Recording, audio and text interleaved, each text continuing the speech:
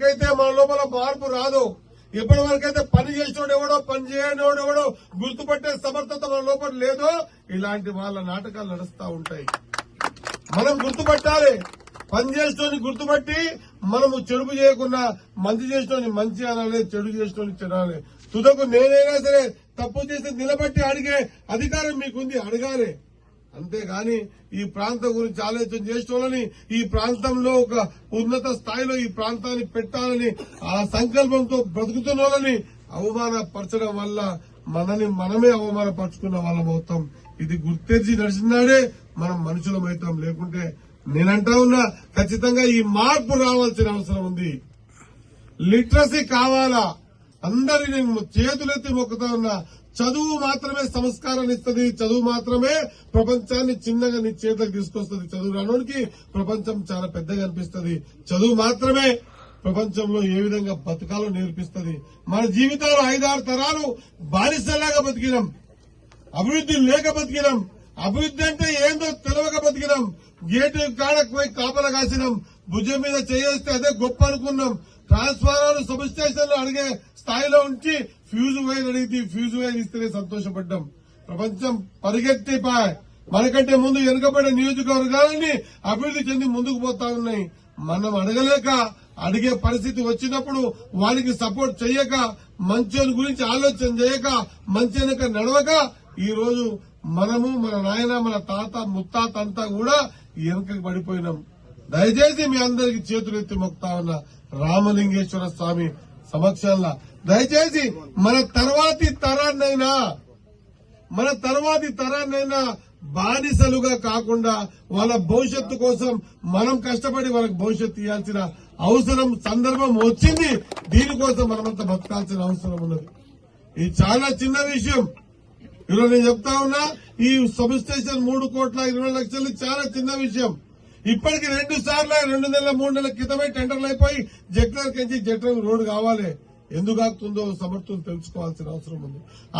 టెండర్లకు పైన వర్గాలు ఆపుతా ఉన్నారు, డెవలప్మెంట్స్ ఆపుతా ఉన్నారు.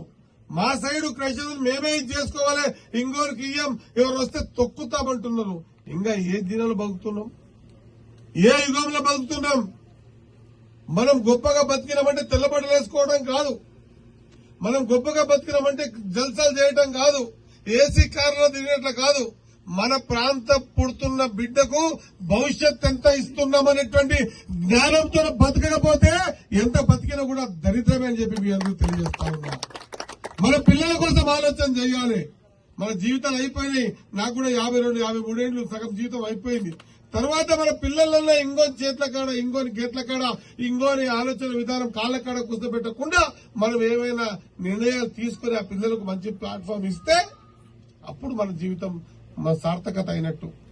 అది ఎవరికి సొయ్యలేదు. ఎందుకు మాట్లాడుతున్నారు అర్థలేదు. ఉట్కూరు లిటరసీ 42%. ఉట్కూరు లిటరసీ 42% అంటే ఎక్కడ పోవాలి, ఎట్లా బతకాలి మనం? ప్రపంచం ఎక్కడ పోతా ఉంది? ఎందుకంటే మనని కావాలని తొక్కేసారు. డెవలప్మెంట్ కాకుండా అయితే వీళ్ళు తెలివిమంతులు అవుతారేమని అభివృద్ధి కాకుండా తొక్కేసారు. ఇప్పుడు అభివృద్ధి చేసుకుంటున్నాం, అడుగడుగున ఇబ్బంది పెడుతున్నారు. కాళ్ళ కట్టెలు పెడుతున్నారు, కింద పడేస్తున్నారు. ఇంకా ఏదానికి ఒప్పుకోకపోయే వరకల్లా బటగాల్చి మీదేస్తున్నారు. ఎంత వేసినా కూడా మీ అందరి ఆశీర్వాదం ఉన్నంత వరకు, నా లోపల నా రక్తంలో డెవలప్మెంట్ చేయాలనే కసి ఉన్నంత వరకు ఇలాంటి తాటాకు సప్పుడులకు మీ తమ్ముడు శ్రీని బెదరడు అని చెప్పి గుర్తుపెట్టుకోవాల్సిన అవసరం ఉంది. ఆఖరికి ఒక సందర్భంలో సంపాదన ప్రయత్నం చేశారు. ఇక చావు అనేది రామలింగేశ్వర స్వామి ఇవ్వాలి. ఆయన అనుకుంటే ఆ టైంకి పోతాం. గంట ముందు పోవాలన్న అవకాశం ఉండదు, గంట తర్వాత పోతా అంటే కూడా అవకాశం ఉండదు. అది నిర్ణయం చేసేది భగవంతుడు. ఈ పిచ్చి మనుషులు ఏం నిర్ణయం చేస్తారు? ఈ చావు ప్రతిరోజు బ్రతికి చస్తా ఉంటా.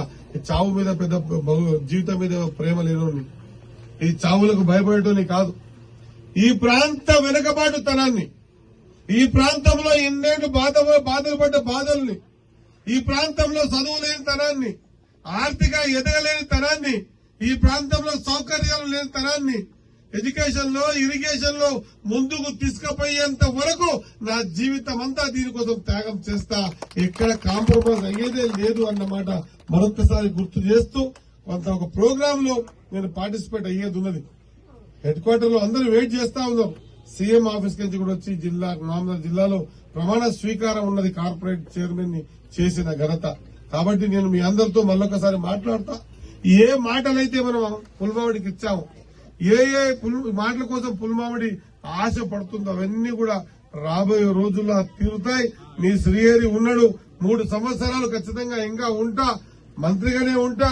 ఈ ప్రాంతాన్ని అభివృద్ధి చేసుకుందాం. మనమందరం భవిష్యత్ తరాలకు మంచి బాటనిస్తామన్నమాట మరొకసారి గుర్తు చేస్తూ, నాకు తెచ్చినటువంటి దండ ఈడ ఉన్న యువకుల్ని కోరుతా ఉన్నా, గ్రామాధ్యక్షులు కోరుతా ఉన్నా, నేను మొక్కిన ఈ దండ రామలింగేశ్వర స్వామికి వేయవలసిందిగా కోరుకుంటూ సెలవు తీసుకుంటున్నా. ధన్యవాదాలు.